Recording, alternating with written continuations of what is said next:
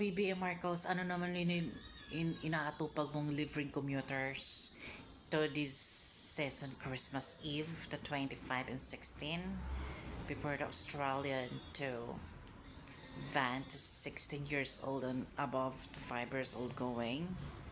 Alam mo, hindi naman ako nakikinabang sa mga policy government sa Pilipinas, pwede ba? Yung inuutos ko, sundin mo na lang, ibigay mo na sa akin money ransom mo na matapos ng bangay natin sa social media and YouTube na matigil yung bunganga ko. Wala kang pakalam sa mga individual na yan. Total nakikinabang sila, di ba? Ay, talagang mag-change sila dahil nakikinabang sila. Ako hindi. Hindi ako mag-change na hindi ako nakikinabang. Okay? Yung mga hirit-hirit mo na yan, hindi bibinta sa akin yan kahit ang gawin mo. Yan sa mga ulupong mong individual na sakop ng kapangyarihan mo. Pwede ba all Philippines government? Tama ng drama, hindi ka bumibili ng ID ko, ID Quezon City. Yun ako, nakakuha naman ako ng ayuda. Ang aking report, mali ang address na ginawa ng guard kasi kasama namin siya.